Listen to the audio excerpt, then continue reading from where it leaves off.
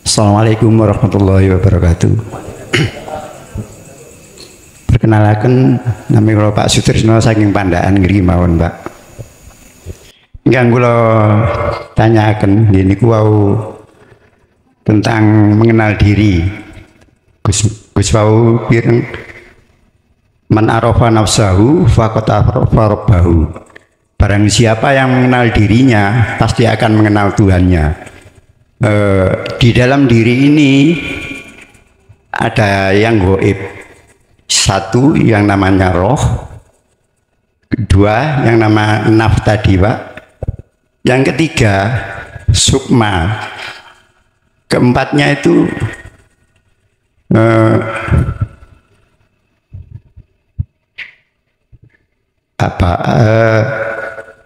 naf, roh, sukma, dan jiwa itu tadi, Pak. Yang saya tanyakan ya, yang dikenal itu yang mana gitu, Pak? Sampun matur nuwun. Assalamualaikum warahmatullahi wabarakatuh. Waalaikumsalam warahmatullahi wabarakatuh.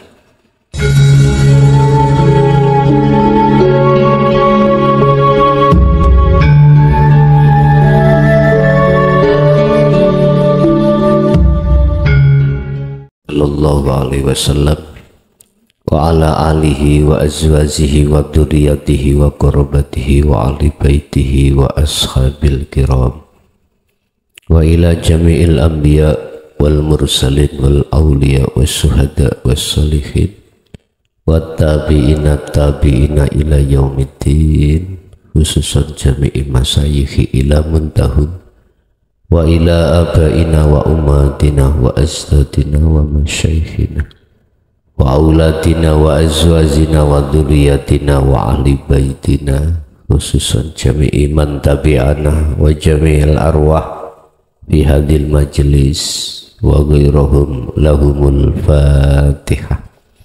A'udzu billahi minasyaitonir rajim. Iyyaka na'budu wa nasta'in. Bismillahirrahmanirrahim. Bismillahi tawakkaltu alaika ya Allah. Asyhadu an la ilaha illallah wa asyhadu anna Muhammadan abduhu wa rasuluh. Allahumma salli wa sallim wa barik alaihi wa ala alihi wa ashabihi ajmain. Qala Allahu ta'ala wa idh qala Luqmanu libnihi wa huwa ya'iduhu ya bunayya la tusyrik billah inna syirka la dzulmun adzim. Shadaqallahul adzim. Amma ba'du. Bapak Ibu hadirin jamaah sesepuh, bini sepuh, tokoh masyarakat, tokoh agama, alhamdulillah dalam kesempatan malam hari ini kita masih diperkenankan Allah bertemu dan bermuajah dalam rangka ta'lim muta'alim. Untuk pada malam hari ini kita akan ngambil tema solihkanlah jasadmu juga ruhaniyahmu. Solihkanlah jasadmu, baguskanlah jasadmu, lebih-lebih ruhaniyahmu.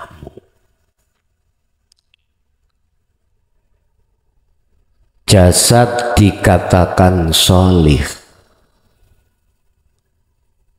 ing miturut umat Islam berarti patuh terhadap hukum syariah.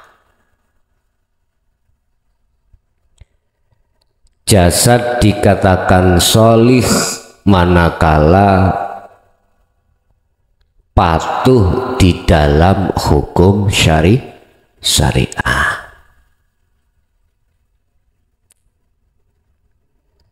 Di dalam hukum syariah itu hanya dua hukum bersumber, yaitu larangan dan perintah. Di dalam larangan dan perintah ada beberapa hukum banyak. Larangan, haram, maksiat, dan lain sebagainya. Saya tidak membahas terkait soleh ing mungguh menungso atau soleh secara jasmani, karena ini jenengan mulai kecil sudah dididik.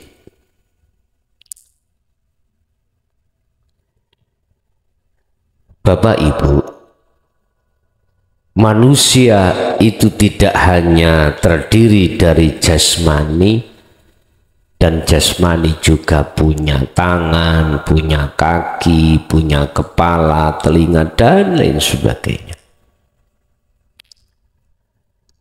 Ruhani pun juga begitu. Allah ketika meletakkan rohani di dalam jasmani, itu juga punya jus-jus atau bisa kami katakan sebagai rangkaian. Jasmani punya mata, rohani pun juga begitu. Jasmani punya hukum, rohani pun juga punya hukum. Bapak Ibu, hukum yang terjadi pada rohani sama. Ada larangan, juga ada perintah. Mana larangannya?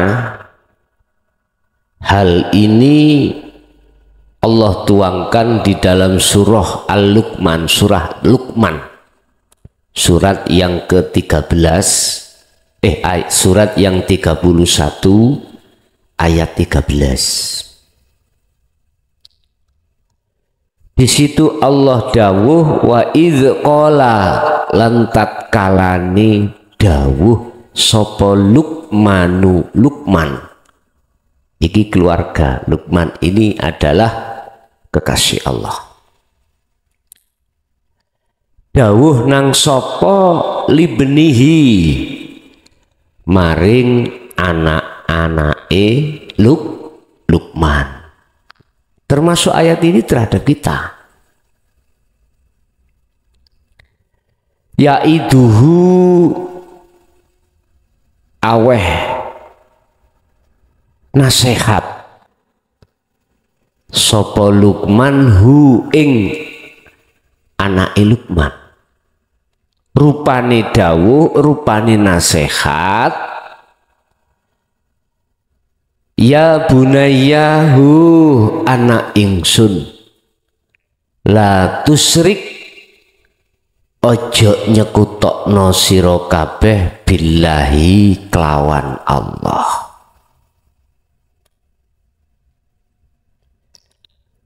Ketika Luqman ini memberikan nasihat kepada anak-anaknya, Luqman mengatakan janganlah kau menyekutukan Allah. Yes. Wakaf. Mandet. Perkara syirik itu ada dua, Bapak Ibu. Ada syirik jali, syirik yang dilakukan oleh jasmani. Orangnya disebut musyrik, pada umumnya disebut kafir. Yes. Ini jelas Miturut agama Islam, barang siapa yang tidak beragama Islam, iki versi agama lho Pak nggih, agama Islam. Mongko wong iku disebut wong kafir. Sebab apa? Sebab apa? Sebab mereka tidak menyembah Allah. Iki versi agama Islam mengatakan itu. Tidak jauh berbeda dengan agama lain, juga mengatakan itu. Iki jasmani Pak ya, jasmani. Makanya mulai kecil kita dididik di dalam agama Islam tentang hukum syariah.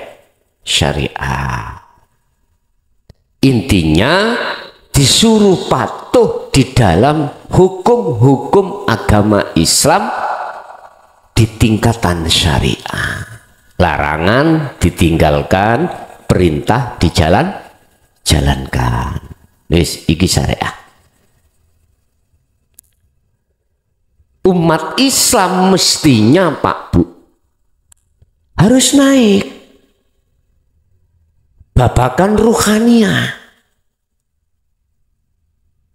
Babakan ruhaniah. Lah kalau tidak naik babakan ruhaniah, ini nanti akan teringgap, masih teringgap syirik yang kedua, yaitu syirik khafi. Apa syirik khafi itu? Syirik yang bersifatkan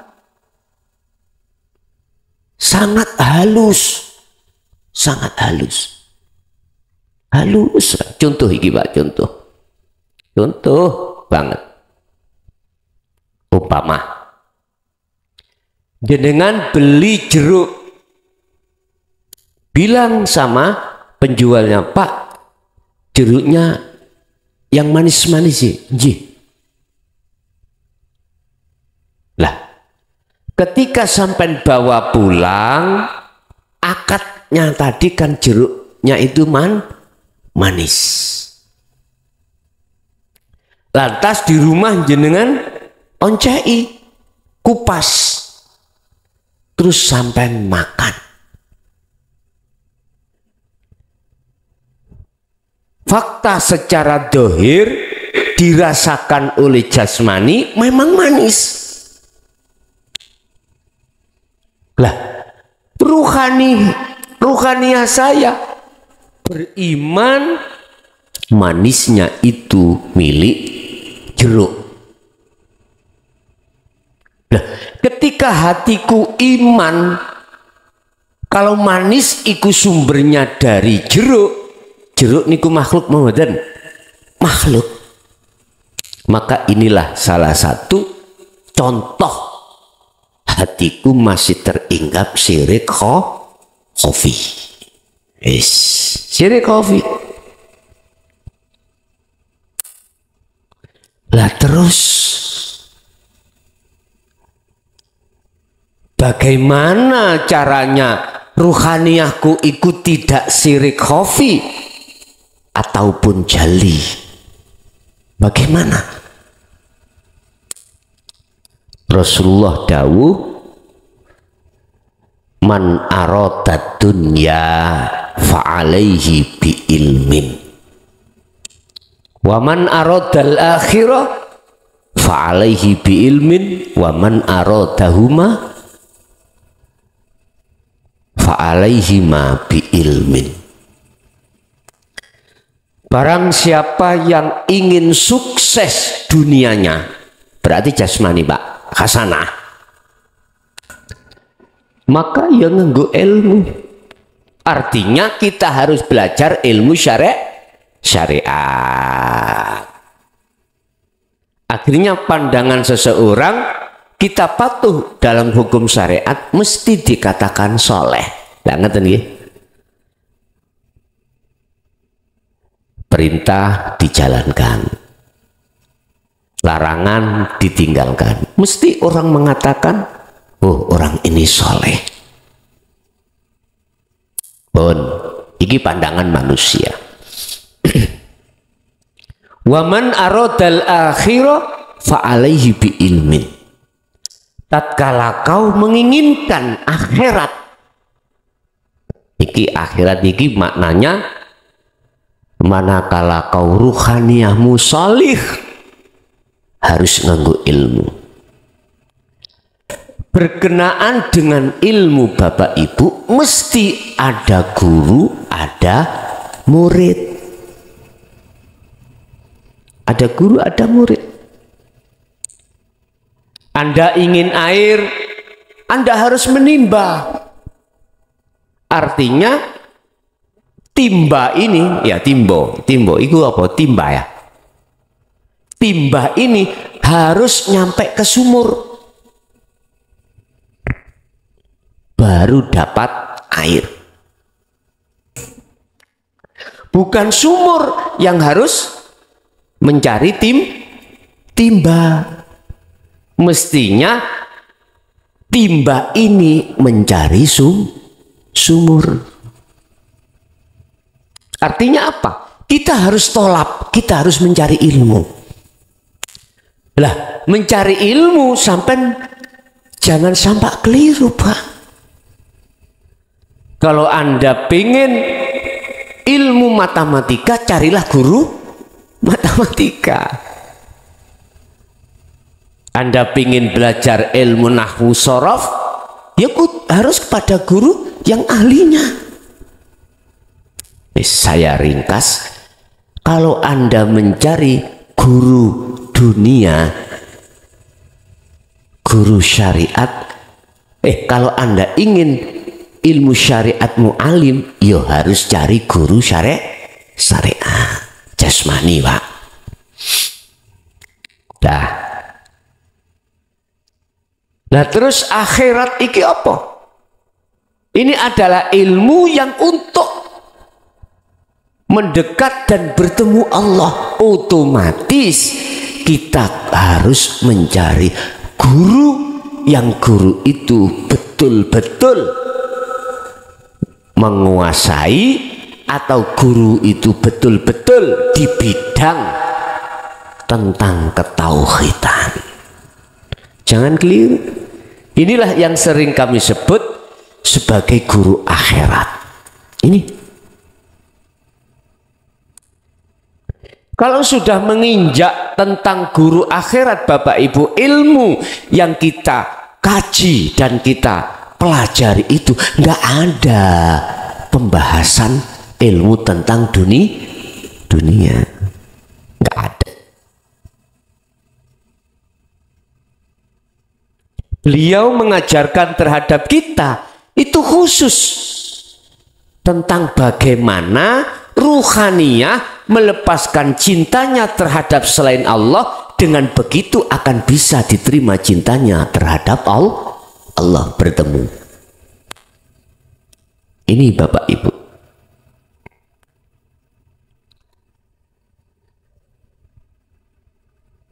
Bapak Ibu, syirik khafi ini wajib sampai usir dari hati. Wajib. Tadinya saya katakan, tadi saya mengatakan imanku, jatuhnya iman, jatuhnya rasa itu tidak terhadap Allah hidup yang menguasai jeruk, tapi jatuhnya imanku itu terhadap makhluk berupa jeruk. Ini harus jenengan usir. Harus. Manakala panjenengan ini pingin estu bertemu Allah. Iman yang ada di dalam ruhaniyah kita itu harus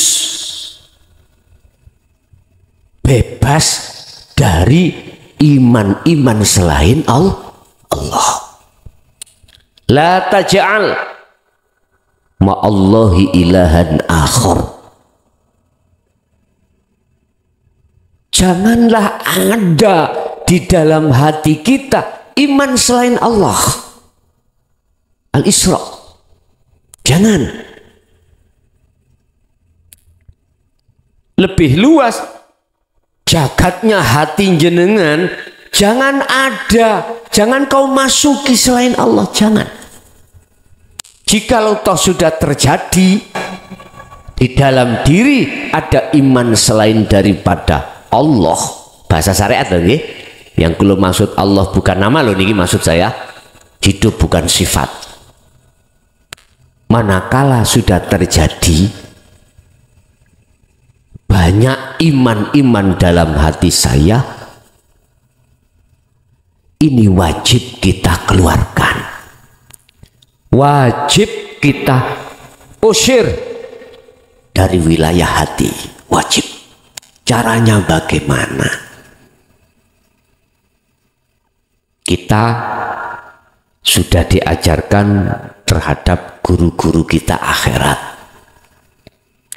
Bahkan kita juga sudah diajarkan bagaimana membersihkan, mengusir iman selain Allah yang sudah bersarang di dalam hati. Dan ini tidak mudah loh Pak ya, nggak mudah. Tapi akan mudah manakala jenengan iki terus menerus. Kita membersihkan satu tempat dari kotoran yang sudah ngelet, nayeng, memang susah Pak. Tapi kalau terus kita mau menggosok, terus kita mau membersihkan, aku yakin akan bisa bersih. Bahkan dikatakan dalam satu makalah, hati iku laksana kaca. Tatkala kaca ini kotor, maka nggak jelas lah, bahkan tidak tampak ketika kita mengaca. Tapi manakala kaca itu bersih, maka tampak jelaslah ketika kita mengaca. Sama dengan hal itu. Fi qulubihim marad fazatuhumullahu marad. Penyakit yang sudah kadung ngelet di dalam diri kita yang berupa iman selain Allah hanya satu Pak, membersihkan. Apa? Berzikir. Zikir yang yang membersihkan penyakit-penyakit hati ini. Apakah itu jatuh la ilaha illallah diucapkan di lisan? Bukan. Apakah yang dimaksud zikir itu diucapkan di hati? Allahu Allah, Allahu urib? Bukan. Nggak bisa Pak ini membersihkan. Terus lantas zikir yang bagaimana? Pemahaman zikir, pemahaman ingat itu tidak menyebut, tidak menyebut. Hatimu ada satu kesadaran bahwasanya semua apapun yang terjadi, kecut dan manisnya jeruk, di situ ada hidup, ada Allah. Gunakan wajahnya ruh jenengan untuk menghadap terhadap wajah Allah ini. Gunakan. Makanya mengapa di dalam Sirul Asr itu tahapan pertama su'aul basiroh, membersihkan iman-iman selain Allah, selain Allah. Di situ Pak. Berapa hari? Terserah Allah. Terserah Allah. Itu urusan Allah. Yang penting ruhaniyahmu itu terus melakukan dzikir sirul asrar. Simple mawon Pak, simple. Di Syu'aul Basyirah ini Anda itu melepaskan iman-iman selain Allah di dalam hati. Makanya la taj'al ma'allahi ilahan akhar. Jangan ada yang bercokol di dalam hatimu selain Allah. Selain Allah. Iki ruhaniyah. Menciptakan ruhaniyah yang soleh. Ini caranya. Urusan jasmani Anda beraktivitas apapun monggo. Sampai di dalam ayat lain Allah katakan,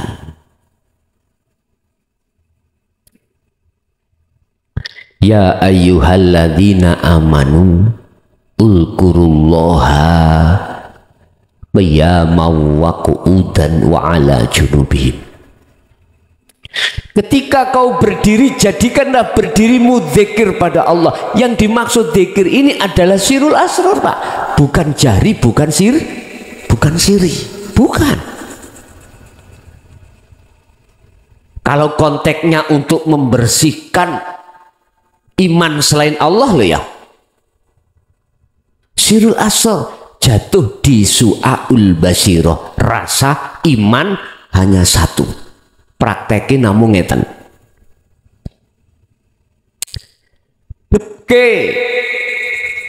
Depke kok Pak. Hadapkanlah wajah ruhmu. Mana wajah ruhmu? Iman. Wajah menungso roh iki ono macam loro Pak. Ada yang rupa hewan. Mohon maaf loh ya. Ada yang bukan. Ulaika kal an'am bal hum adam. Manakala ruhaniyahmu itu dikuasai oleh nafsu, sifat basariah, maka asli wajahmu rupa sifat iku koyok kewan. Niki biasanya bisa terlihat ketika saat di mukasyafah. Asli ruh wajahnya itu kepala anjing, kepala babi, kepala hewan. Sing dibelah dek ini apa Pak? Ya itu.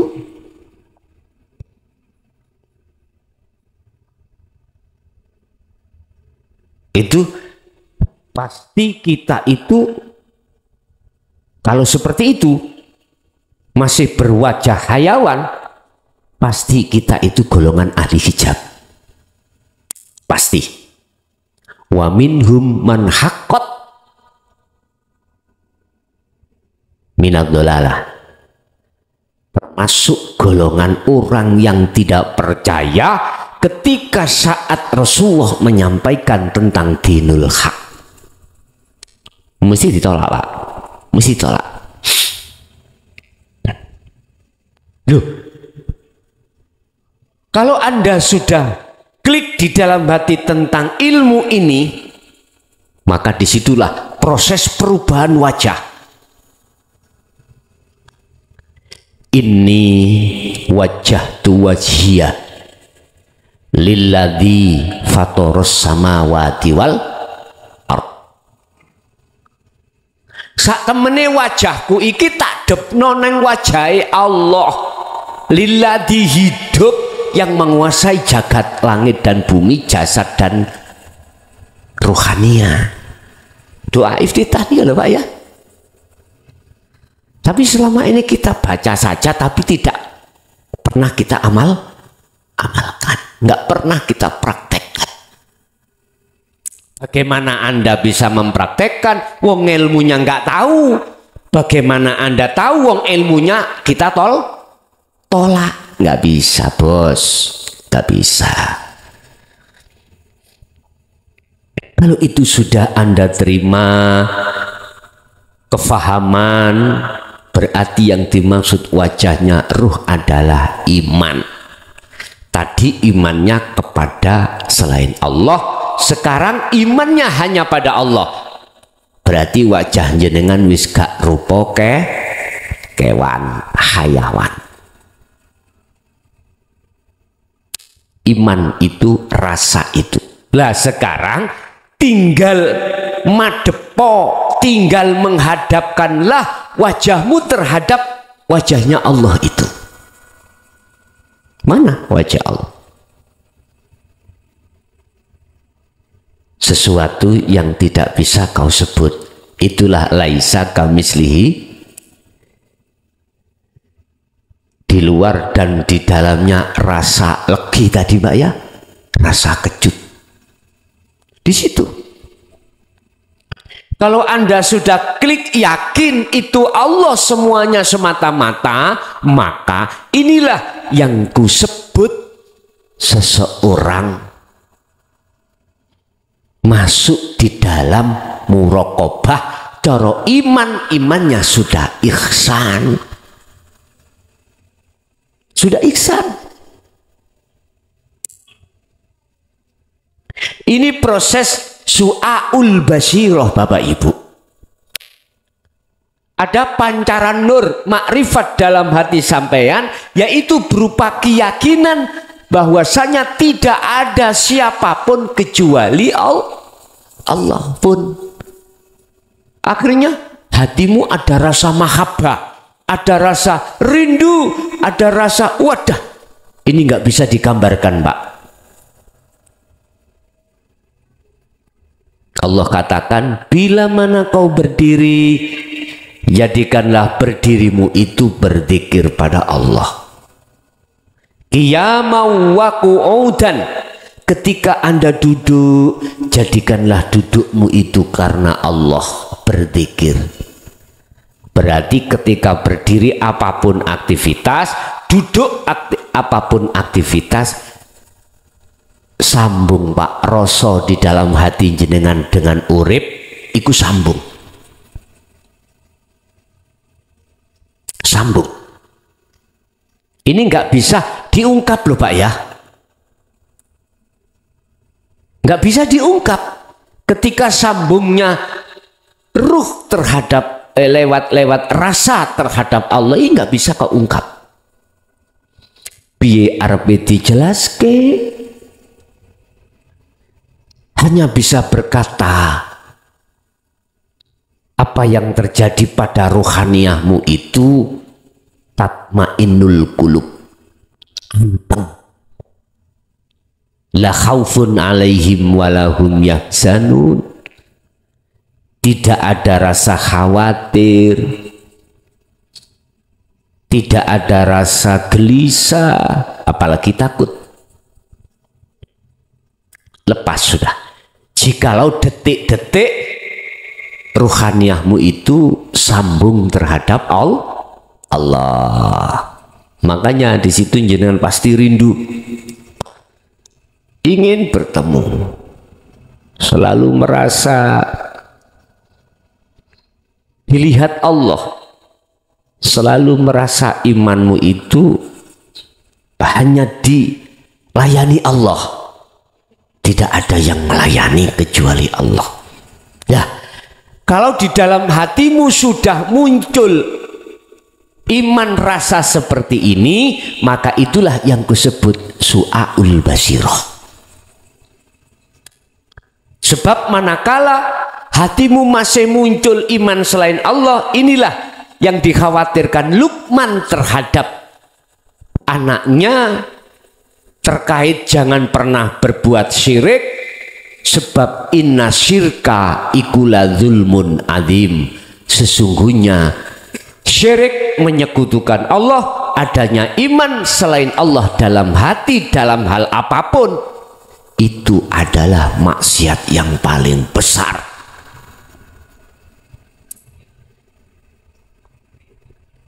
Jasad ada di lokalisasi itu dosa besar, tapi lebih besar dosanya ini, syirik tadi. Udah, Gus kula niki syariat kula tipis, bahkan tidak mengerti syariat blas. Bolehkah saya berguru nang guru akhirat langsung, syariat saya gak patek baik?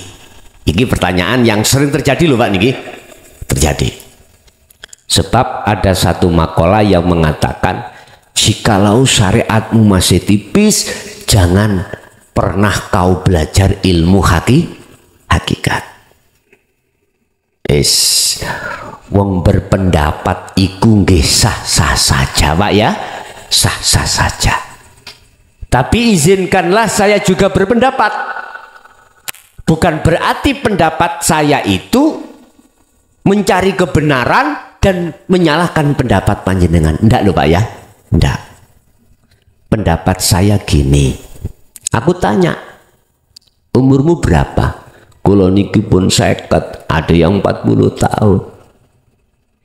Mungkinkah kau kembali ke masa belajar dulu saat umur 10 tahun untuk mondok?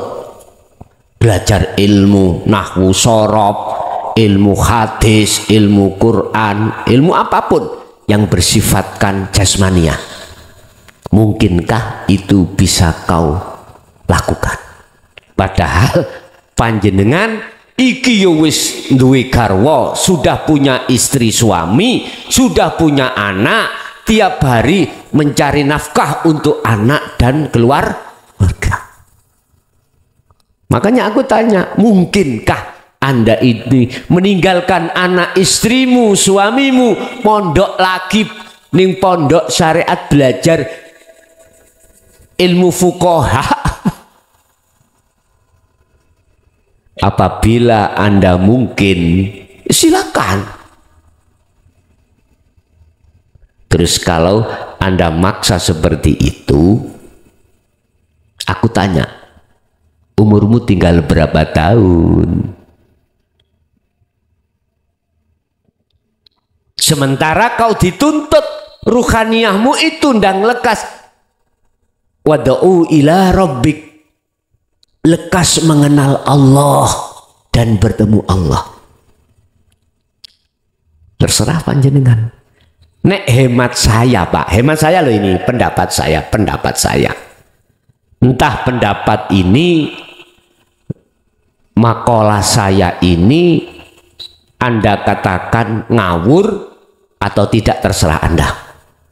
Cuman saya pertimbangan masa depan kekalmu. Anda mengertinya ilmu syariah tentang sholat saja, ya udah. Artinya Anda mengerti tentang ilmu syariat 10%, ya 10% itu gunakan. Saya itu sholat itu bacaan-bacaan gak ngerti. Gak ngerti belas. Apa artinya Fatihah dan seterusnya, gak ngerti belas. Menurut saya, ya udah, lakukan sesuai kapasitas syariatmu masing-masing. Ada yang begini Pak, sholat itu rubuh gedang. Rubuh gedang itu apa? Bacaan Fatihah gak iso, karena memang sejak kecil tidak diajarkan ngaji. Saya hanya bisa mengucap Allah, Allah, Allah, menurut di lisan gitu. Maca Fatihah ya gak iso, nggak bisa. Bacaan ketika saat ruku, iktidal, apalagi bisanya syariat sampean bisa mengucap Allah, Allah. Ya udah. Gerakan jasadmu udah, lakukan itu gerakan, walaupun lesanmu ngucap hanya Allah, Allah, Allah, Allah gitu. Lo bisanya segitu loh Pak. Lah manakala Anda takut salah gerakan, tadi ya makmum. Ya bendino nang masjid, nang musola. Kalau imammu itu berdiri, ikut tak berdiri, rokok ikut tak rokok. Kau mau coba Allah, Allah toh, nggak bisa baca apa-apa. Syariat. Yang penting ruhaniyahmu itu saged donong, saged bertemu Allah ketika saat wa qiyaman wa qu'udan wa ala junubihim. Ini pertimbangan umurmu tinggal sedikit. Wes umpama kita umur 50, Pak. Sadar kita umur 50, tinggal berapa? Wes katakanlah tak kasih, kata Allah tak kasih 80 tahun lagi mati, berarti 30 tahun. Berarti secara syirik khafi kita berapa tahun? Sejak kita itu akil balik, lebih banyak mana syiriknya dengan imannya? Allah, saya tidak sepaham Pak dengan makalah sesuk anakmu ajarono ilmu jero nek wis umur 40. Saya tidak sepaham.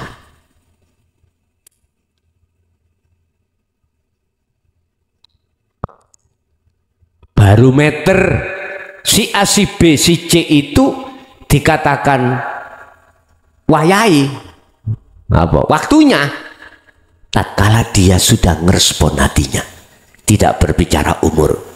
Tidak. Jadi kalau saya boleh berpendapat, walaupun syariatmu itu cukup 10%, 20% dan lain sebagainya, udah fokuskan belajar rohaniyahmu. Fokuskan, bebaskan rohaniyahmu dari karakter-karakter menyembah berhala, dari karakter-karakter iman yang ada selain Allah. Ini cara untuk menjadikan rohaniyah jenengan soleh di sini. Tidak hanya fid dunya hasanah, juga wa fil akhirati hasanah, bagus.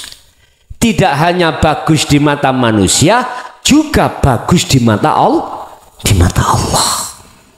Tidak hanya sukses duniawiyahnya, tapi juga sukses akhiratnya. Kalau memang begitu, man aradahuma ya fa'alaihi ma bi ilmin. Ya harus dengan ilmu. Makanya sudah untung Pak, kita itu sudah dididik Allah langsung dengan bahasa dan sistem yang lebih canggih, sistem yang lebih mudah diterima panjenengan kali kula daripada tahun-tahun dulu. Sistemnya ngawelu Pak, sistemnya isyarah. Jadi kita untuk paham tentang ilmu tersebut susahnya setengah mati. Butuh waktu untuk bertafakur, hanya memaknai apa maksud guru akhirat kita ketika memejang kita. Saya juga ngalami Pak, dari si abah saya dulu seperti itu. Allah, kalau nek takon dilokno ojo kakean gitu, udah lakukan aja.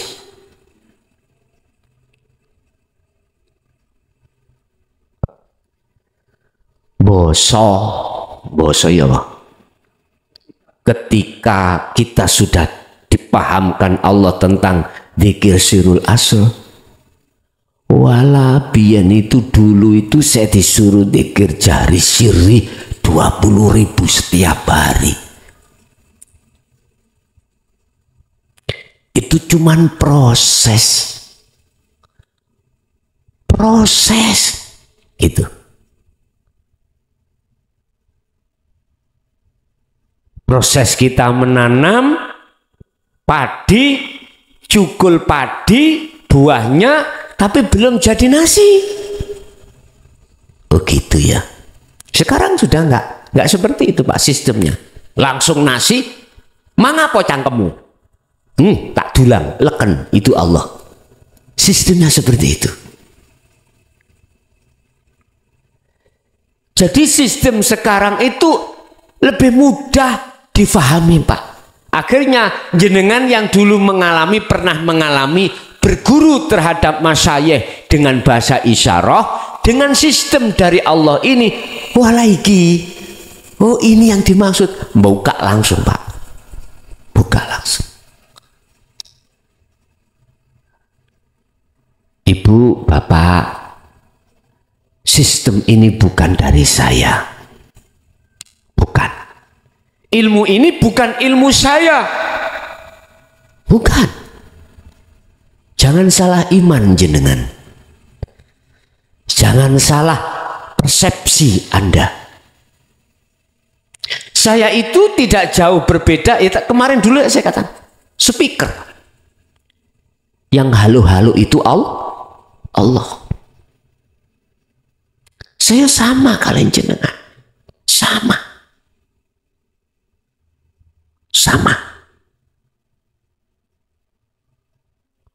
Kalau sama, sayukja enggak Pak? Kalau jenengan iki mujinya itu terhadap makhluk, sayukja enggak? Tidak sayukja. Kalau sama, pantas enggak jenengan iki beriman terhadap sesuatu yang tidak bisa memberikan dan menolong apapun? Sayukja enggak? Enggak sayukja. Lihat ketika bagaimana Rasulullah memberikan wahyu, menjelaskan wahyu yang inti. Bagaimana beliau katakan, saya ini sama dengan kau, sama manusianya. Jangan pernah kau menyembah apalagi memuji padaku. Aku sama dengan kau. Tapi pujalah, sembahlah apa yang ku sembah. Itu Rasulullah. Makanya saya klarifikasi Pak, untuk kembali kepada ajaran Rasulullah langsung. Yang ajaran Rasulullah selama ini dibelokkan oleh orang-orang yang hatinya dikuasai oleh hawa nafsu. Umat ini digiring untuk memuji kepada makhluk. Berawal dari makhluk itu tadi merasa dirinya yang melakukan, merasa dirinya yang berilmu, akhirnya dirinya teringgapi penyakit, namanya penyakit rumongso apik katimbang orang lah. Rumongso alim, karena memang fakta secara dohir alim Pak, terbawa ruhaniahnya. Mesti Anda dipaksa untuk menghormat, sampai ada disuruh untuk ngambung dengkuli, ngambung takinya, yang alasannya barokah. Oke, sekarang kita sifatnya dialog. Andai kata tidak ada Allah, jeruk itu bisa manis? Gak bisa. Gak bisa. Mengapa lantas Anda beriman terhadap makhluk? Akhirnya pujaan kita hanya pada makhluk. Ini ditegur Rasulullah. Makanya, walaupun lainnya tidak berani ngomong ajaran Rasulullah sesungguhnya, oke lah, saya katakan, urusan Anda tidak setuju, bukan urusan saya. Ini balagum minkum, saya hanya kasih nasihat. Urusan Muhammad katakan kau itu cuman memberikan nasihat. Muhammad katakan kau itu hanya pemberi seruan. Saya jadikan sebagai lapanganku. Bukan lantas Muhammad itu yang bisa memberikan petunjuk. Bukan Pak. Allah langsung terhadap panjenengan. penghadapan iman jenengan, ruh wajah jenengan terhadap hidup pada diri saya lewat nur cahaya rasa iman itu harus sampai sambungkan. Kok iso makhluk dipuja-puja? Ini Rasulullah loh, Pak, langsung lo bicara. Yang Rasulullah itu menirukan dawe Allah. Kalau nggak percaya, Al-Kahfi 110. Sering ini saya sampaikan, sering banget. Inilah yang dikhawatirkan Luqman terhadap anaknya, manakala anakku nanti menyekutukan Allah. Kita sebetulnya Bapak Ibu mantan-mantan penyembah berhala. Ruhaniah kita.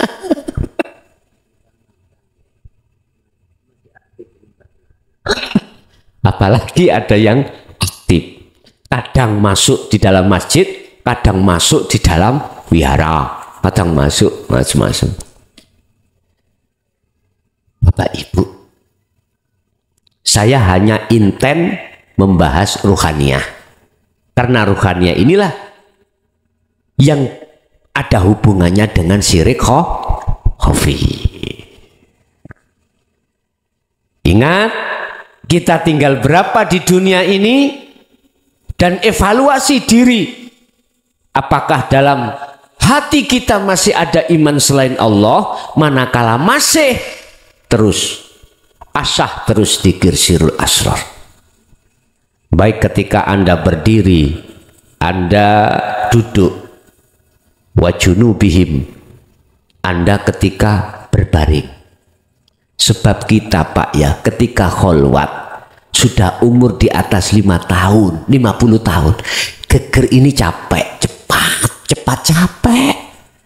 Kalau nggak senden aja sudah nggak kuat kok ya, 1 jam nggak kuat. Wes gini, lu iya Pak, sungguh.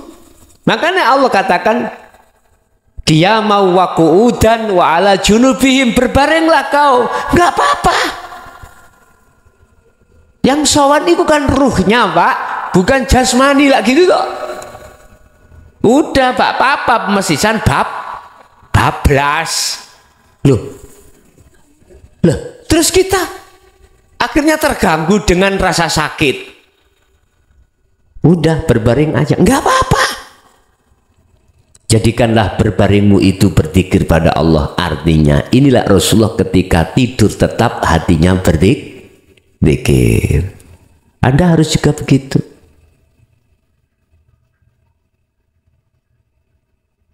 Dan inilah salah satu cara untuk membersihkan manakala di dalam hati ini masih ada syirik khafi, gitu loh Pak. Setelah itu selesai, silakan mati, nggak apa-apa. Anda sudah bebas. Tak jamin Anda, kata Allah, bighairi hisab, nggak akan masuk dalam golongan yang dihisab, dihitung. Lah Anda sudah fana ya Pak. Sudah nggak pernah ngaku-ngaku, sholat ya sudah nggak diaku. Kalau sholat Anda apapun sudah tidak diaku-aku. Laksana dompet ini Pak, nggak ada isinya.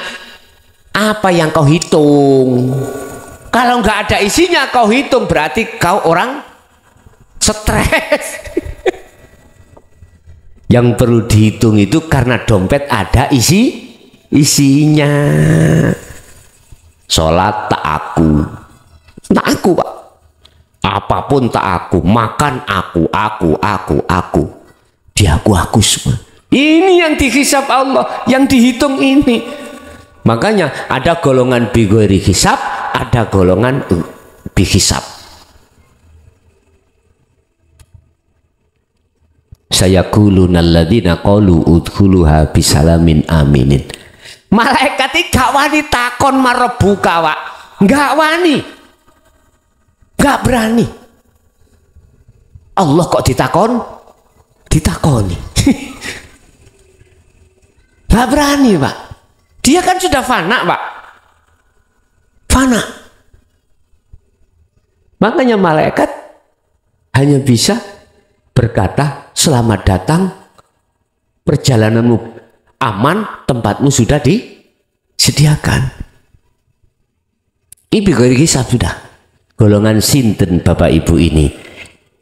Inna awliya Allahi la khaufun alaihim walahum yahzanun. Itulah golongan kekasih Allah. Lah bagaimana caranya menjadi kekasih Allah? Tapi jangan jenengan lantas kholwat itu duit tujuan cek dadi kekasih. Enggak Pak, itu status. Gak usah sampai golei.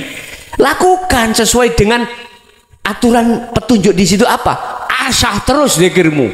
Udah, nggak usah duwe niatan pengen dadi ulama, kepengen dadi kiai, pengen dadi guru akhirat, pengen dadi kekasih Allah. Jangan, Bos. Itu namanya wayasudduna an sabilillah. Anda ini telah tertipu oleh nafsumu sendiri. Bagaimana? Ikuti Rasulullah. Petunjuknya Allah sudah memberikan. Di mana? Ali Imran ayat 31. In kuntum tuhibbunallaha fattabi'uni. Apabila cintamu ingin diterima oleh Allah, maka kata Rasul, ikuti aku. Ini sering saya katakan.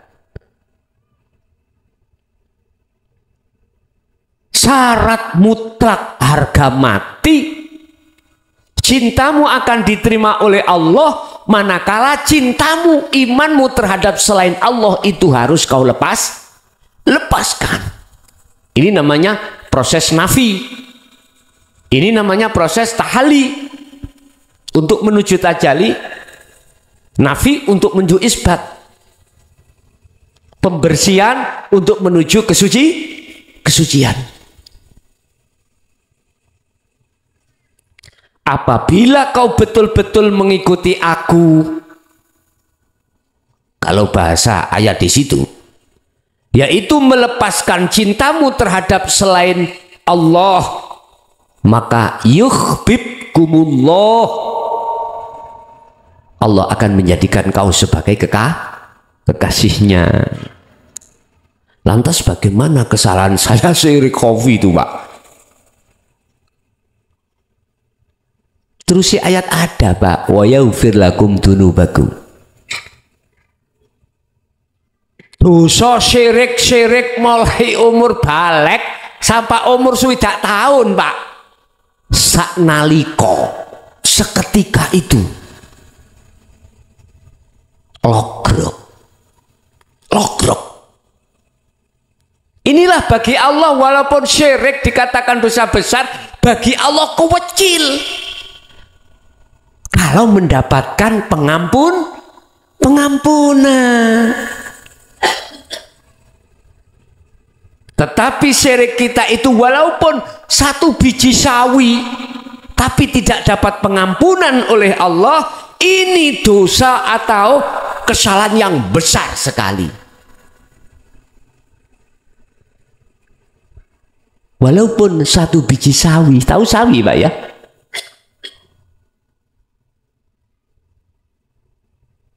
Berarti besar dan kecilnya dosa syirik itu tergantung Allah mau mengampuni atau tidak. Hanya itu. Ya bunayya la tusyrik billah inna syirka la dzulmun adzim. Jadi Luqman mewanti-wanti, Pak. Sudah diwanti-wanti tetap terjadi. Bahkan Nabiullah Ibrahim juga mewanti-wanti anaknya. La ta'budullah, la ta'budu.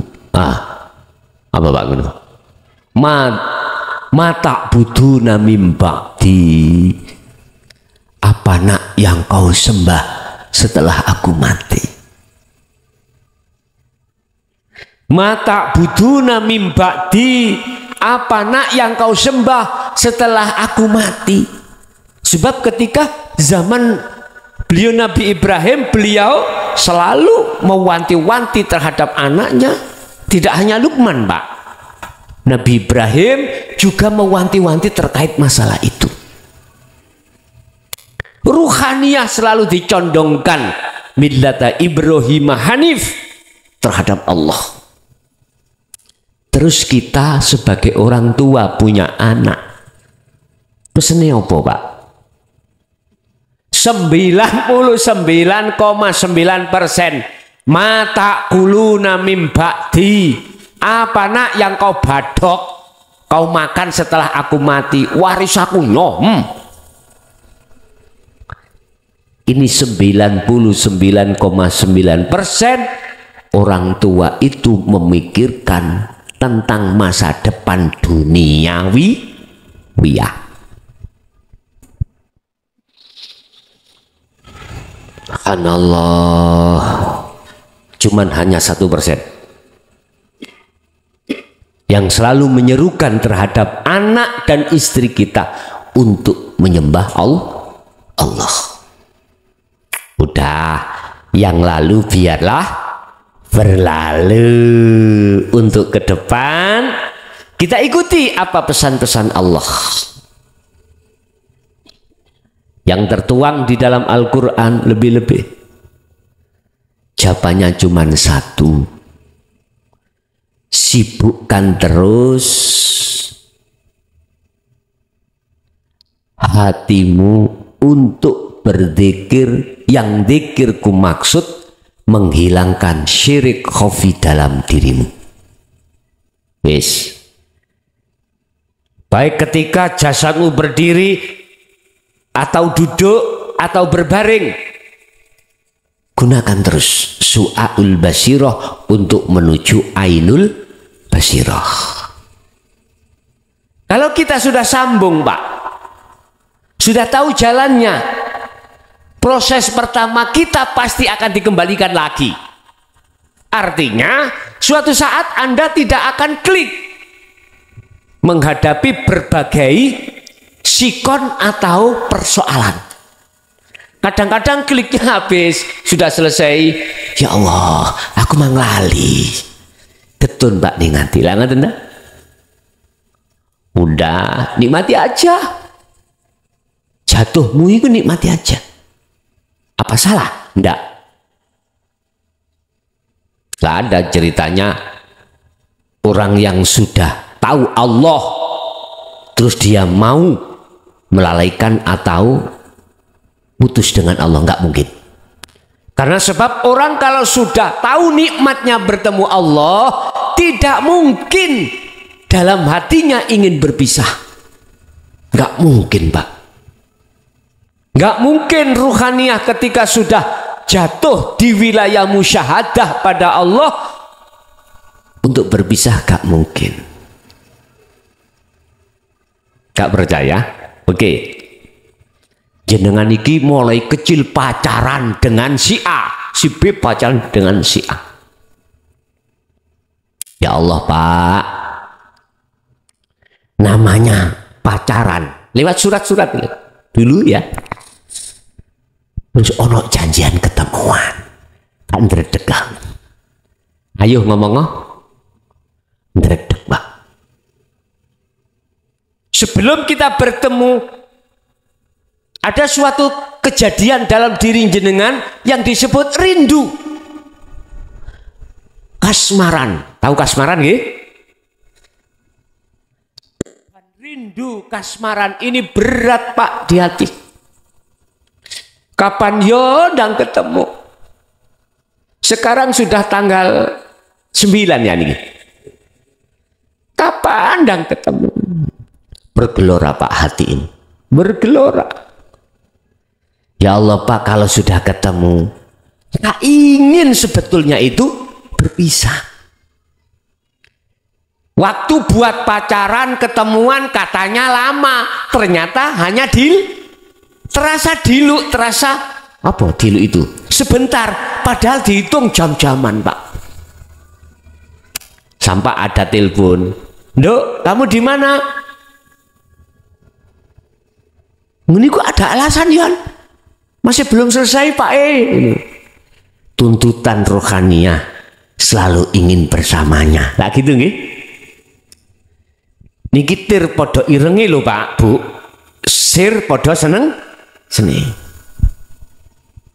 Wis ta, kalau panjenengan pernah ngalami masa remaja, masa puber pertama, wis ta.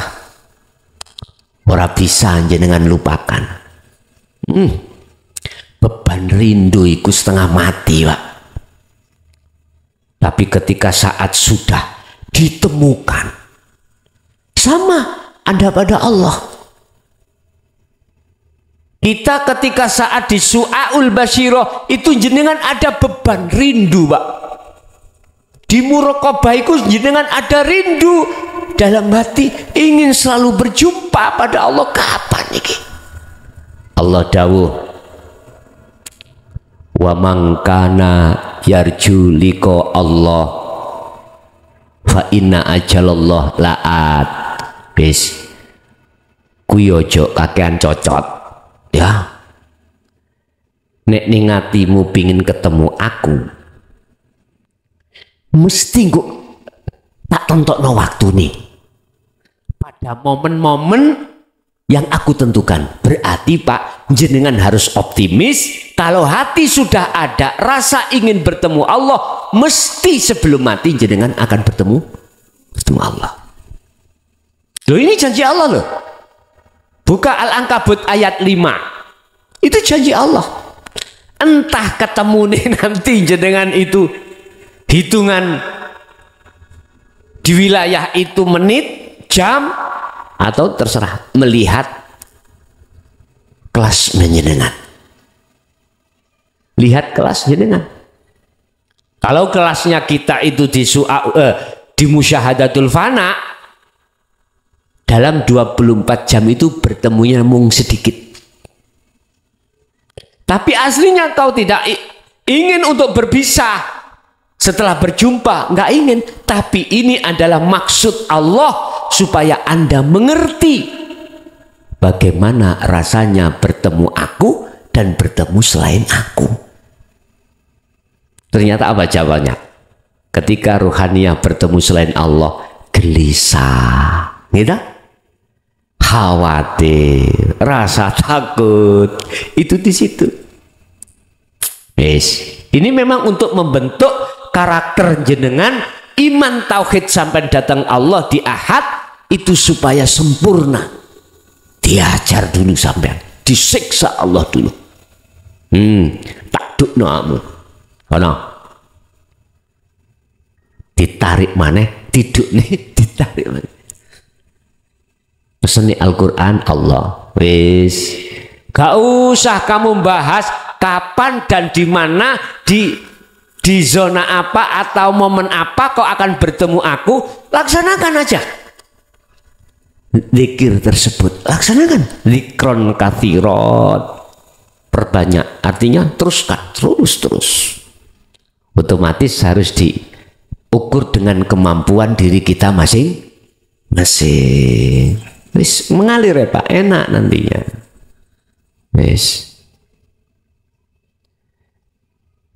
kalau kita itu sudah ngertos, sudah dibimbing, sudah melakukan bimbingan itu, bahkan sudah sampai pada Allah, Anda akan tahu mana antara yang abadi dan tidak. Ngomong masalah seneng, bahagia yang abadi itu yang mana? Apakah bertemu pada Allah? Apakah bertemu kemewahan dunia? Pasti Anda akan bisa menyimpulkan. Pasti Anda akan bisa menyimpulkan. Ternyata kesenangan yang abadi, ketentraman yang abadi hanya satu, bertemu Allah. Ala bidzikrillahi tatmainnul qulub. Ini Anda percaya gak percaya silakan. Ini Quran loh Pak, saya nggak main-main. Bahkan Syekh Ibnu Athaillah itu dawuh Pak dalam satu pasal, bila mana sifat basariyahmu itu sudah kau usir dari jagatnya ruhaniyahmu, maka kau akan menemukan keabadian, kesenangan yang abadi. Itulah bertemu Allah, bertemu Allah. Tandanya ya apa, Pak? Anda tidak melihat tausiah itu munculnya dari makhluk. Ilmu ini munculnya dari Allah. Itu tandanya. Kalau hati Anda sudah iman seperti itu, asah terus, asah terus. Nanti suatu saat Anda dimasukkan Allah di lokalisasi. Kira-kira kau melihat Allahnya atau melihat maksiatnya? Coba lihat. Kalau di masjid mudah, Pak, nggih. Kalau di majelis-majelis taklim, sholawat atau zikir, gampang, Pak. Tapi manakala kau dihadapkan pada wajah dohir maksiat, bagaimana imanmu? Bisakah kau menjatuhkan wajah ruhaniyahmu terhadap Allah di situ? Sulit. Karena melihat maksiat. Karena aku punya dasar di dalam syariat, kalau jelek itu datangnya dari dirimu sendiri nafsu, kalau baik datangnya dari Allah. Pak, bagaimana mungkin kau bisa mengatakan dari Allah? Lawang kau tidak kenal Allah. Kalau nggak punya nomornya Allah, apa dapat SMS Allah? Nggak mungkin, Pak. Ingat, aku akan memberikan, menghendaki hambaku tentang hidayah, maka tidak satupun yang bisa makhluk lain menyesatkan. Sebaliknya, manakala aku menyesatkan satu hambaku yang kuhendaki, maka tidak ada satupun manusia atau makhluk lain yang bisa memberikan petunjuk.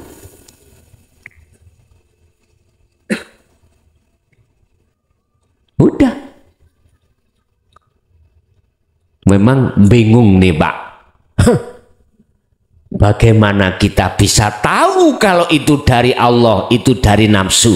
Lah wong kita nggak kenal Allah, nggak usah ngomong Allah, nafsu aja kita nggak kenal. Man arafa nafsahu faqad arafa. Niki hadis qudsi kalau nggak salah. Dawuh Allah yang tidak tertuang di dalam Al-Qur'an, itu namanya hadis qudsi. Barang siapa yang kenal dirinya nafsu, maka faqad arafah, maka betul-betul dia dikatakan kenal Tuhannya. Ternyata mana? Hidup. Kalau kita mengatakan nafsu atau jiwa, Pak, dalam diri kita ruh itu memang dibekali Allah, disandingi Allah sifat basariyah dan basiroh.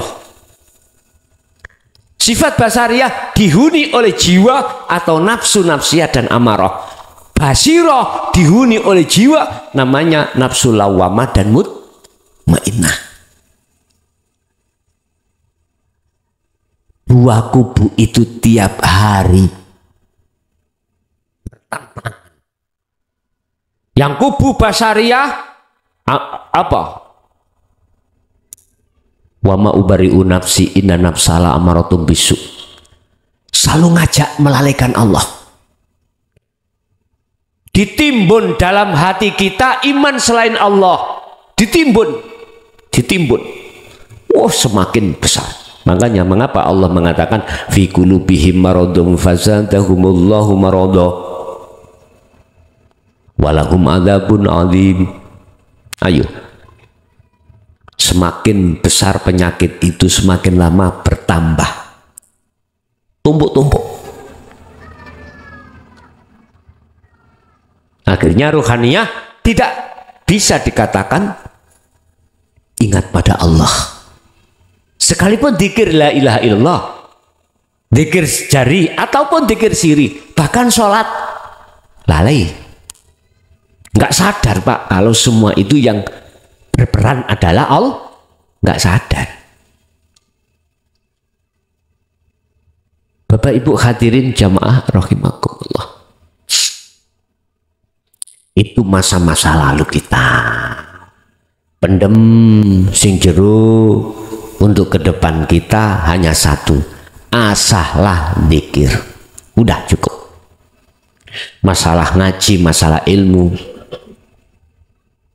itu nomor loro Pak. Bagi jenengan yang sudah mengerti bagaimana caranya untuk membersihkan iman selain Allah. Kita nggak butuh pinter Pak. Simpel saja kita kembali pada Allah. Kalau Anda sudah paham bagaimana caranya kau melakukan tindakan nafi, isbat, ya sudah, lakukan saja. Makanya banyak netizen yang tanya, Gus, saya belum berbaiat tapi saya paham tentang sirul asab, boleh aku lakukan? Boleh. Boleh. Biar langsung Allah sendiri yang menyambungkan. Udah. Langsung. Udah lakukan aja. Bolehkah saya berbaiat di YouTube Gus? Nah, silahkan. Kalau kau mengerti tentang baiat itu apa. Dan siapa yang membaiat Anda. Kalau Anda tahu menjatuhkan asyhadu pada ilallah, silahkan, gak apa-apa. Sebab Allah itu tidak hanya di sini, di sana juga Allah. Fa'ainama tuwallu fathamma wajhullah. Dimanapun Anda berada, dimanapun Anda menghadap, dimanapun, di situ ada wajah Allah. Gusti Allah itu tidak hanya di masjid Pak, tidak hanya di musola, ngapunten, mohon maaf, dimanapun Anda masuk, manapun itu ada Allah. Dalam lokalisasi ada. Wes, mana lagi? Di gereja ada, di wihara ada. Wa nahnu aqrabu ilaihi min hablil warid. Dan Allah itu tidak jauh, lebih dekat dari urat nadi atau urat leher. Oleh karena ruh itu ada barzahnya, ada pembatasnya, maka ruh tidak akan pernah tahu dan klik pada Allah. Hilangkan barzahnya, dindingnya itu, pembatasnya itu hilangkan, hijabnya itu hilangkan. Caranya, kembalilah kau pada pembahasan dzikir. Itu cara untuk melepaskan penjara dirimu dari hawa nafsu. Bapak Ibu hadirin jamaah rahimakumullah, kalau Anda sudah ada rasa rindu, ada rasa pingin ketemu Allah, berarti itulah tanda, salah satu tanda kalau ruhaniyahmu itu di mata Allah disebut ruhaniyah kang soleh. Makanya mengapa Rasulullah menyindir terhadap kita sebagai orang tua tentang masalah anak. Idza mata benu Adam, ketika salah satu anak putu Adam itu meninggal dunia, maka terputuslah semua amaliyahnya kecuali tiga perkara. Pertama, sodakotin jariyah, di mata Allah nggak ada nilainya. Au ilmin yang tafa'ubih, ilmu yang bermanfaat, apalagi. Terakhir, awaladin solihin yada'ulah. Ini anak soleh itu yang mana? Yang sudah ma'rifat Pak, sudah ma'rifat ruhaniyahnya. Karena ini hubungannya dengan rohaniyah, maka anak soleh yang selalu mendoakan, artinya itu bukan harus anak keturunan lewat nasab. Enggak. Boleh kau berpendapat mengatakan anak dari nasab, tapi tolong saya juga punya pendapat.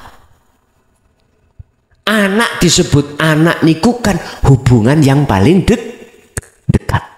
Anda terhadap istri dekat, Anda terhadap saudaramu yang lain dekat. Tidak ada hubungan darah secara gen. Jenengan kali kulo dekat Pak. Jadi jenengan dengan saya ini dekat, hubungan dekat sekali, walaupun tidak ada hubungan nasab atau hubungan gen. Ini bahasa anak itu adalah isyarah Pak, isyarah. Makanya mengapa jenengan ketika ngundang orang tahlil nyelamati Pak E Bu E, tidak hanya tonggo kiri kanan aja, dua, kadang satu RT. Itu maksudnya barangkali di antara mereka itu ada yang menjadi waline Allah. Ini yang diterima. Ingat, husnul a'mal nataiju husnil ahwal. Ngibadah di mata Allah secara jasmani dikatakan bagus, ikut tergantung barometernya buah keadaan ruhaniah Anda. Manakala ruhaniah Anda itu makrifat pada Allah, semua amalia jasad itu diterami oleh Allah. Ada Qur'annya, ada. Buka di dalam surat Maidah kalau nggak salah ya, ayat 27. Innama yataqabbalullahu minal muttaqin. Sesungguhnya amalia-amalia, pengorbanan-pengorbanan yang diterima oleh Allah hanyalah bersumber dari hati yang bertakwa. Mulus lillahi ta'ala Pak. Tidak karena pahala, karena pahala itu makhluk. Tidak karena surga, karena surga itu juga makhluk. Lillahi ta'ala. Itulah ruhaniyah yang sudah makrifat pada Allah. Bila mana ngundang seluruh warga kok nggak ada sama sekali, itu namanya geblake mbeng.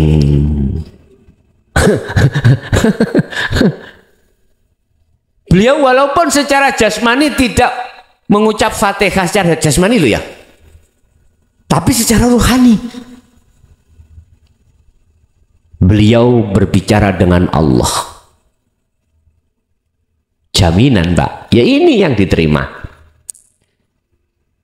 Kelihatannya dia itu orang kurang bek.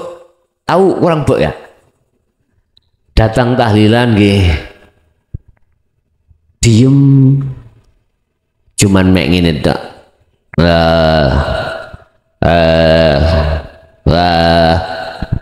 Ayo, jenengan yang nggak tahu.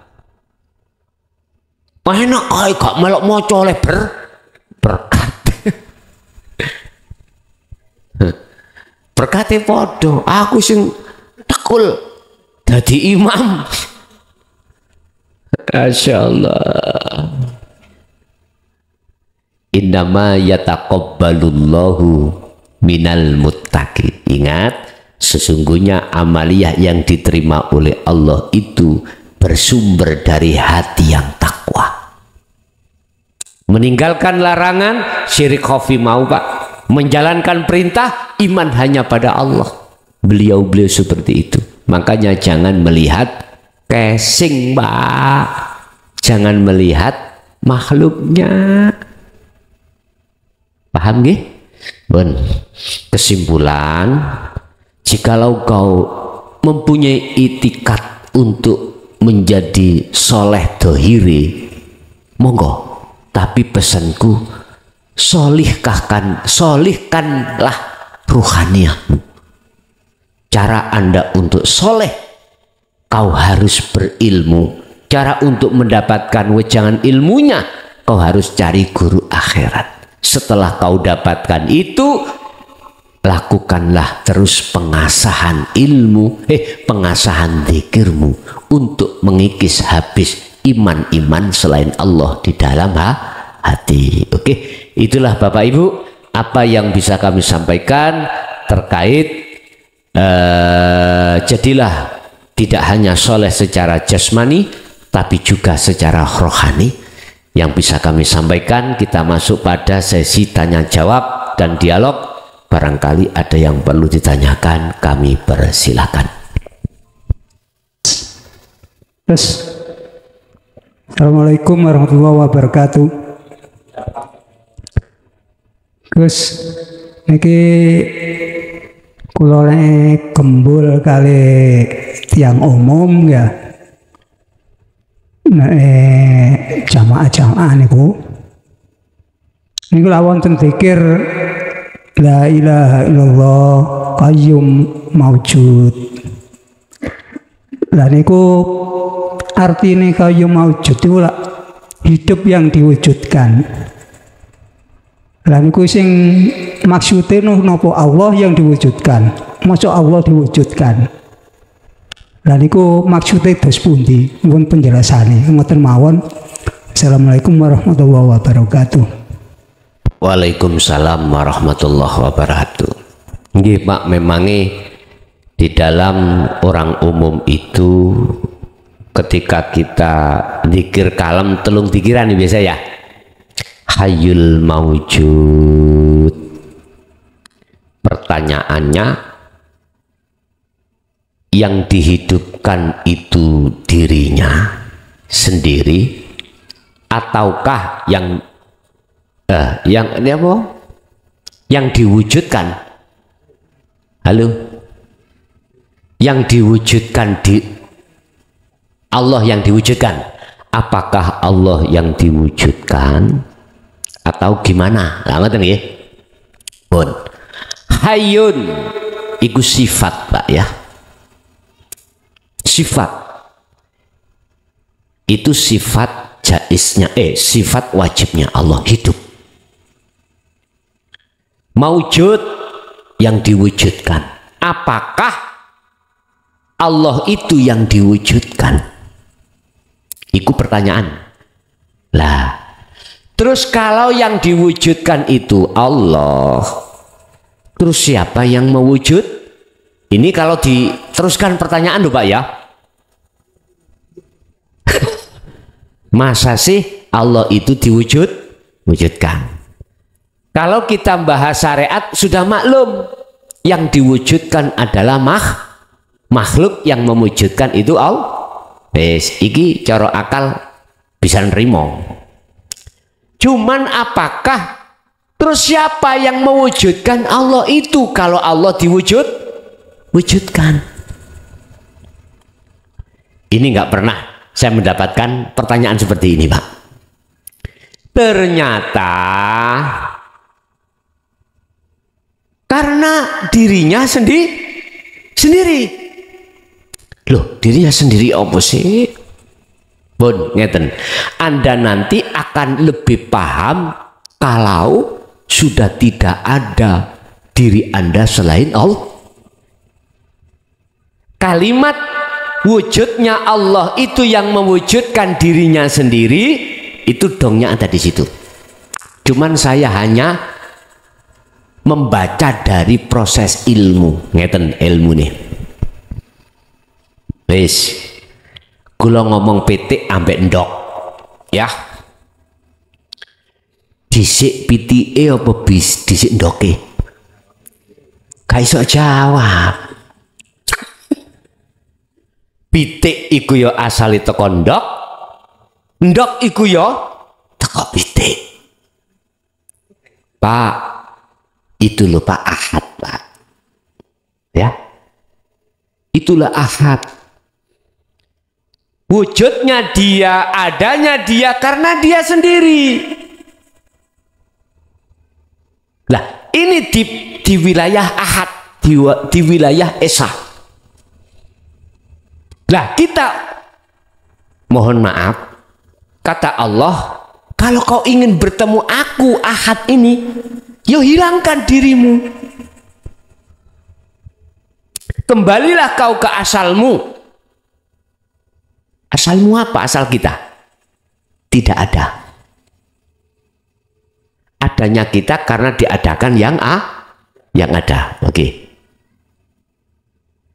Kalau jenengan iki pengen ngerti sejati ini yang mewujudkan Allah, kembali ke asal. Kalau kita kembali ke asal berarti kita tidak ada. Justru di wilayah itulah nyatalah yang ada tadi. Apa mungkin kita yang tidak ada bisa melihat yang ada? Nggak mungkin. Apa mungkin kita yang nggak ada bisa mengadakan yang ada? Nggak mungkin. Berarti yang melihat yang ada ya yang ada, yang mengadakan yang ada yang ada. Gus tambah muter ndasku. Empun kali ndas dulur, empun kali akal, bisa gendeng samenku, ambek iman. Wis duduknya itu ambek iman. Wis pokoke nek kepingin luweh jengleh, luweh jelas nyata dalam diri jenengan, mesti kok Anda diem. Nggak komentar. Itu namanya akad. Ilmu sudah nggak kanggo, Pak. Di situ ilmu sudah nggak kanggo, laku ya sudah istiqomah nggak. Lungguh ning kono. Meneng jegeg kaya ugeg ugeg. Halah.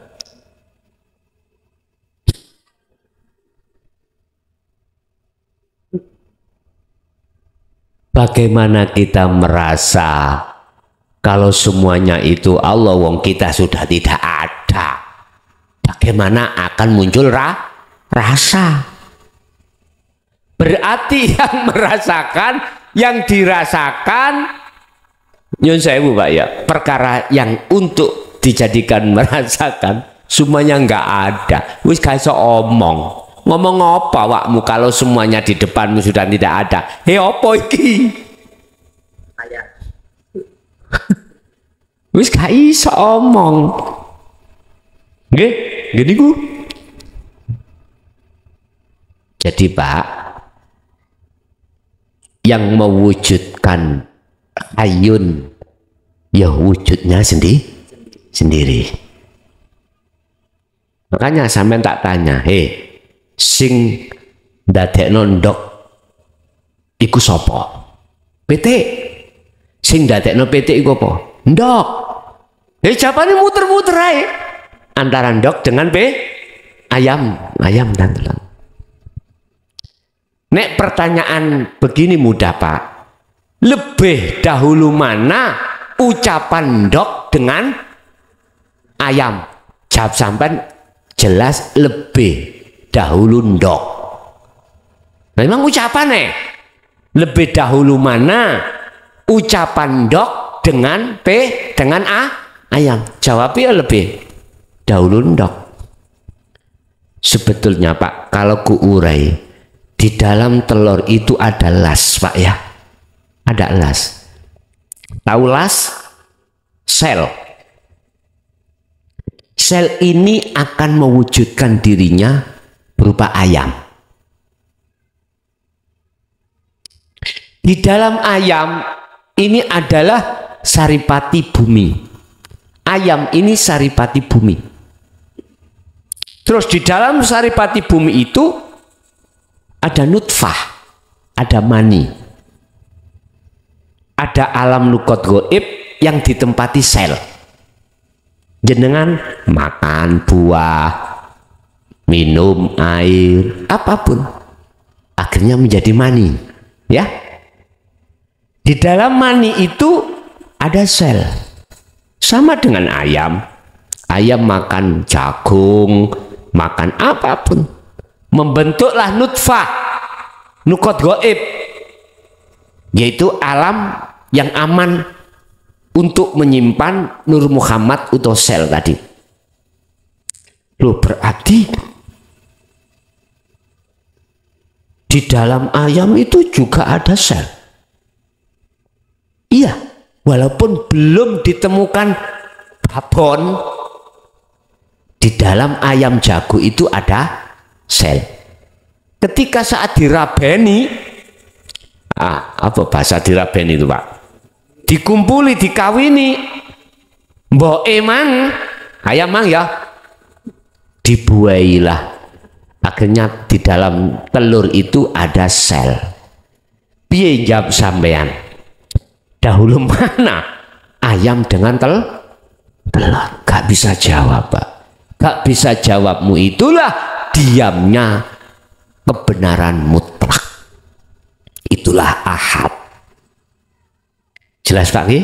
Oke, ada lagi, monggo. Ya Gus, mau tanya juga ya Gus. Saya ini orang awam cuman pernah dengar gini ya Gus. Ada ucapan gini ya di dalam Al-Quran gini katanya. Allahu khalqillah amrillah. Lah niki amrillah niki ya Gus. Sing kula pengin tang letaken ya. Allah menciptakan atas ciptaannya dan Allah memerintahkannya. Inilah berlakunya syahadataini.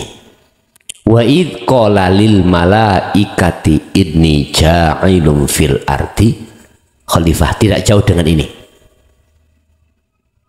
Setiap diri Anda ini adalah perintah Allah. Amrillah bisa diartikan Anda menjadi khalifah sebagai pemimpin. Anda di dunia ini makhluk itu sebagai perintah Allah.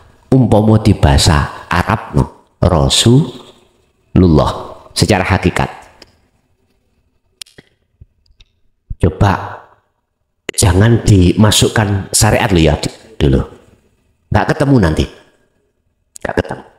Kalau sampai masukkan di syariat yang namanya Rasul, ya para utusan-utusan Allah yang membawa wahyu itu untuk disampaikan terhadap wes. Ditarik ke hakikat. Jenengan ini makhluk. Siapapun. Anda bisanya ke sini dari rumah kalau tidak diperintah Allah, bisa nggak? Datang ke sini sendiri? Nggak bisa. Oke, saya kasih contoh. Ini rokok, makhluk. Ini korean, makhluk. Hakikatnya sifatnya apa? Nggak punya sifat apa-apa. Hanya satu, jegidek, nggak ada manfaatnya. Nggak bisa. Korean ya juga nggak bisa mendatangkan manfaat. Lho niku didamel rokokan. Iya sapa sing ngorek iki? Bisa. Korean dengan sendirinya. Itulah kita. Sebagai makhluk seperti itu asli sifatnya. Hei makhluk A rokok, hei makhluk B rokok. Pindahlah kau dari satu tempat ke tempat yang lain. Bisa pindah tak? Nggak akan pernah bisa pindah sendiri. Apalagi menolong. Korean ngomong ini, kok rokok aku nok kene iki akeh banyune adem kok. Lin kok aku kok tolong. Akhirnya terjadi Pak. Dileh. Sinten sing ngelih? Rokok apa kula? Ayo. Tak kencet cangkemmu nek ngomong rokok. Lah ngoten toh. Iki bahasa kasar Pak ya. Kalau jenengan melihat makhluknya, ini mesti beriman si rokok punya manfaat. Bisa menolong si korean. Jadi rokok saya dikembalikan. Rek korean, Tolong sumeten rokok aku ini sumeten. Sumeten misalnya ya. Korean dengan sendirinya sakit apa? Nggak bisa.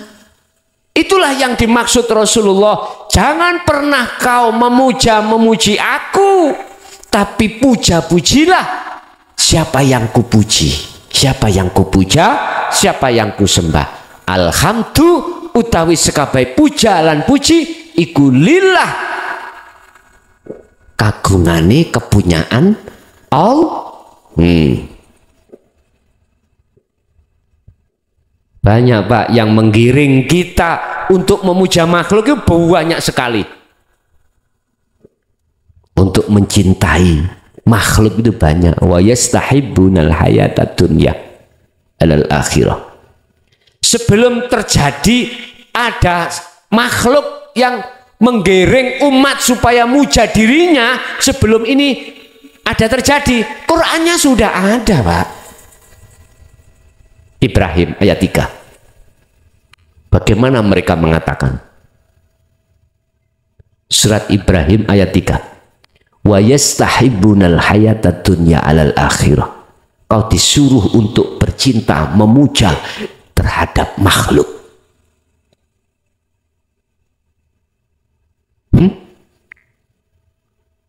Gegeran kalau yang buri gara-gara nasab. Ya? Wis gak usah ikut-ikut kita itu. Kita nasihati aja. Kita nasihati. Kita kembalikan iman beliau itu untuk iman khitoh, apa yang diserukan Rasulullah. Kalau mau, kalau nggak mau ya sakarapmu dewe. Kalau tidak mau ya terserah Anda. Ingat, kau tidak hidup selama-lamanya. Ning dunyo itu kau itu hanya mampir untuk minum. Berapa tahun? 90 tahun kurang. Yo oke, tak tambahi 100, berarti 190. Masih kurang bos. Yo tak tambahi 50 engkas 50. Masih kurang. Ya silakan.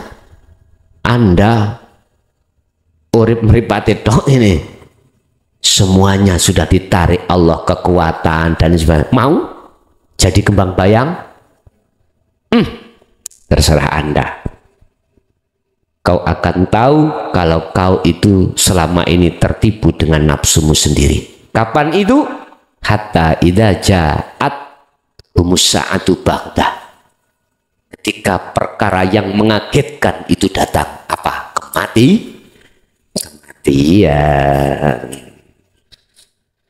Allah ya Karim. Jadi Pak, secara hakikat semua makhluk bisanya bergerak karena digerakkan oleh, itulah bahasa diperintahkan bergerak. Berarti makhluk olehnya bergerak itu karena memang yang menggerakkan Allah. Sehingga posisi Korean itu sebagai utusan untuk menghidupkan Korean api kanggo nyolot rokok ini ki yo shottingan.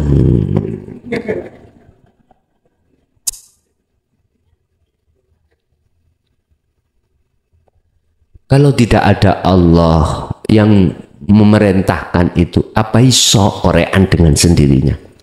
Gak bisa. Itulah kita. Sebetulnya makhluk semuanya itu adalah makhluk yang diutus Allah, diutus. Kau berdiri, rukuk, sujud, duduk, kalau tidak diperintahkan Allah berdiri, tidak didirikan Allah, tidak dirukukkan, nggak bisa Anda itu dengan sendirinya. Halah, orang Jawa itu mudah Pak, dulu itu ilmu sejati ngiblat ke wayang. Seperti itu. Oh, didalangno nggih, dilakokno. Memang kalau kita melihat seakan-akan itu geraknya wayang, suaranya Seno, suaranya Petro. Tapi coba lihatlah yang kebenaran yang mutlak. Siapa yang ngomong? Hehe Pak Dalang. Kadang-kadang suaranya rotok wedok, kangen ya? Ternyata suarane Pak Dalang. Orang Jawa ilmu sejati itu gambarnya seperti itu. Begitulah Pak ya. Oke, ada lagi? Assalamualaikum warahmatullahi wabarakatuh. Kenalaken nami kula Pak Sutrisno saking Pandaan nggih mawon Pak. Ingkang kula tanyaken niku wau tentang mengenal diri. Gus wau pireng man arafa nafsahu faqad arafa rabbahu. Barang siapa yang mengenal dirinya pasti akan mengenal Tuhannya. Di dalam diri ini ada yang gaib.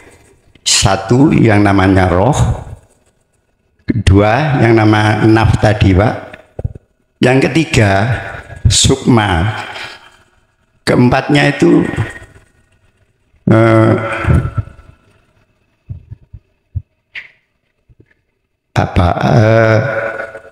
naf, roh, sukma, dan jiwa itu tadi Pak. Yang saya tanyakan ya, yang dikenal itu yang mana gitu Pak? Sampun matur nuwun. Assalamualaikum warahmatullahi wabarakatuh. Waalaikumsalam warahmatullahi wabarakatuh. Kalau kita mengenal satu persatu loh dulu. Semua empat itu adalah disebut makhluk. Mana sukma akal, mana jiwa nafsu, mana nyawa roh iku. Ruh. Terus apa situ emang? Naf. Naf iku ya nun faksin iku mah. Diri. Empat perkara ini fungsinya beda-beda. Empat perkara ini tidak bisa dipisahkan. Harus sampai ahadiyahkan menjadi ahad. Kalau menjadi ahad maka disimpulkan oleh Allah dalam satu ayat, ya ayyatuhan nafsul mutmainnah. Jiwa yang damai, kembalilah kau kepada Tuhan. Irji'i ila rabbiki, sifatnya radiyatan mardiyah.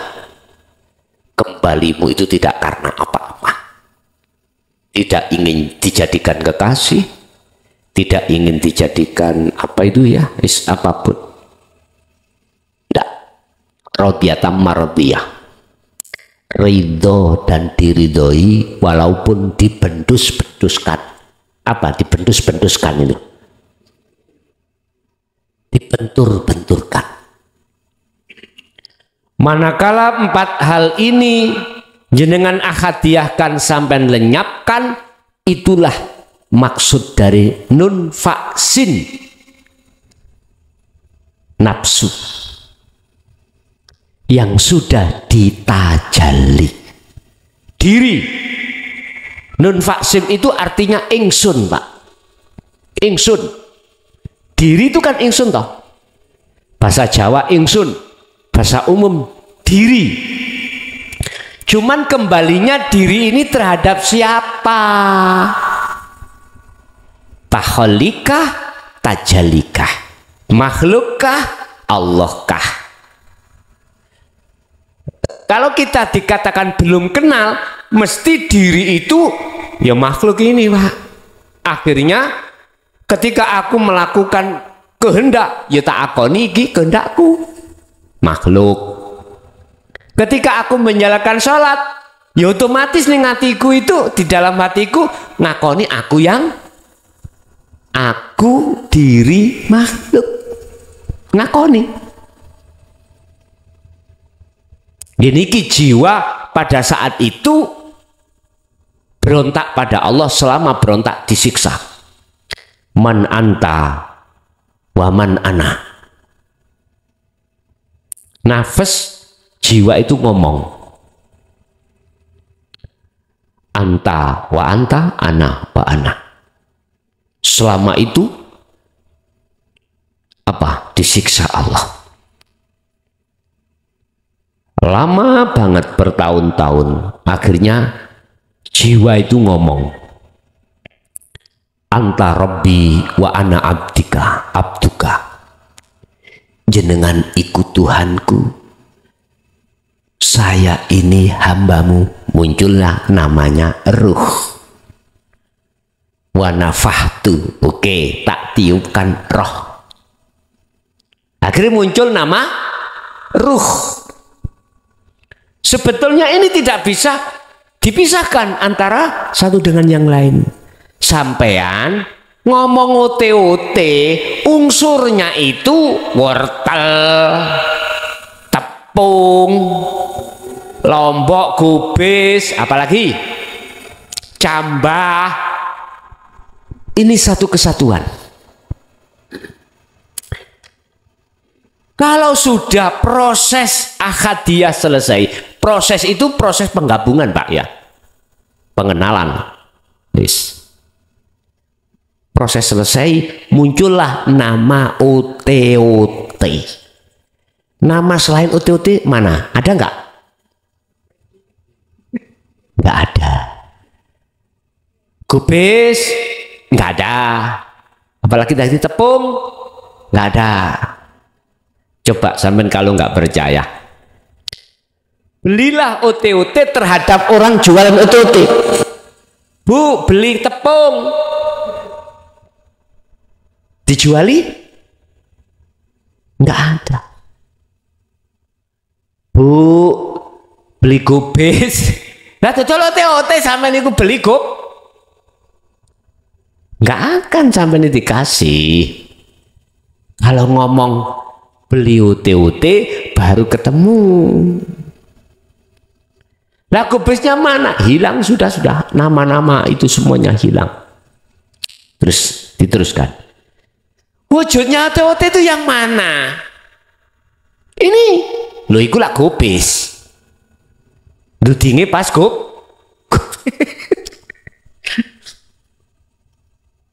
pokoknya ya iku. Gitu loh, Pak. Paham maksudku loh? Nggak bisa kau sebut, Bos. Berarti manakala di dalam dirimu, diri kita ini, keakuan hamba sudah fana, muncul keakuan Allah, la ilaha illa ana. Al-Anbiya 25, surat Toha 14, innani anallah. Maka itulah, Pak, yang disebut kenal diri. Ingsun sudah tidak muncul ingsunnya makhluk, tapi ingsun dalam hati jenengan, ingsunnya Allah. Otomatis nek kui kenal diri fakot, maka sungguh betul-betul ngarofa, kenal kau Rabbahu ing pangerane siman-man. Mesti, Pak, dikatakan. Karena apa? Nafas itu walaupun artinya secara dohir ikut nafsu diri, tapi diri terhadap orang yang ahli suhud sudah diahad, itu ngomongnya ingsunnya Allah. Contoh Gus, sing ngaji mang sopo? Aku. Nah, aku bahasa yang keluar, yang kau dengar, mesti kui kalau ahli hijab nuduh aku nih makhluk. Tapi bagi jenengan yang sudah duduk di ahli syuhud, di ahad, walaupun ngomong aku, konek, Pak, maksudnya aku Allah. Tapi sampai ojo nggih perkara lho ya.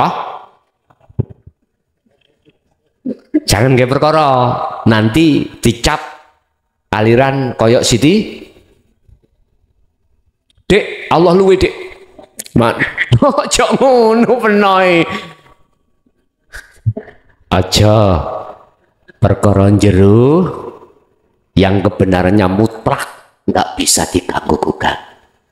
Udah hatimu aja. Orang lego Gus, ya mbuh ning ngono. Sakersa.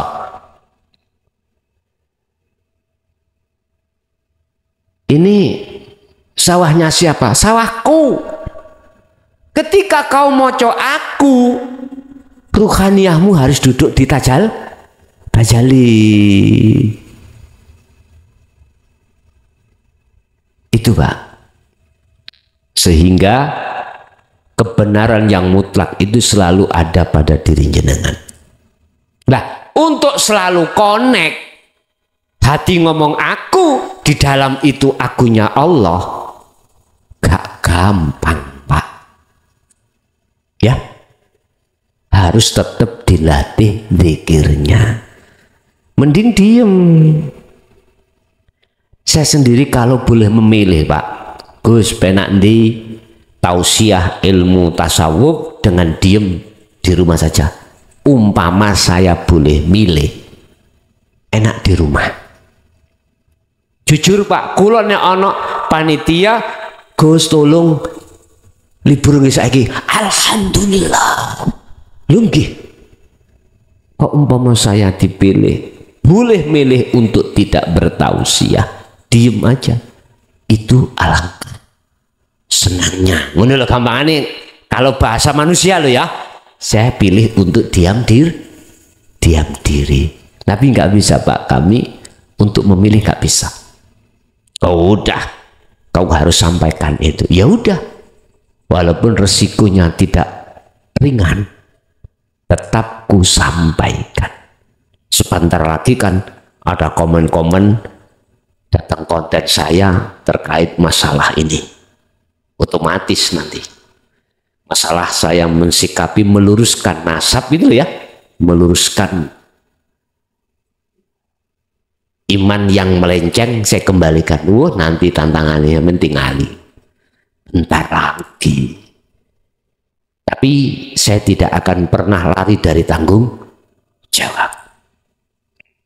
Ya, saya siap berdiskusi, saya siap untuk katakanlah dialog, tapi saya tidak mau kalau diajak debat. Nggak mau. Karena ilmu tentang Allah itu tidak boleh diperdebatkan. Difahami lalu dilakoni. Gitu. Nggih. Ada lagi, monggo. Wonten? Sampun. Nggih, Pun. Bapak Ibu hadirin jamaah rahimakumullah, itulah apa yang telah diberikan Allah pada kita berupa ilmu untuk mengusir atau membersihkan syirik-syirik dalam hati. Semoga semuanya menjadi ilmu yang bermanfaat bagi kita dan diteruskan terhadap anak keturunan kita ila yaumil qiyamah. Lahumul Fatihah.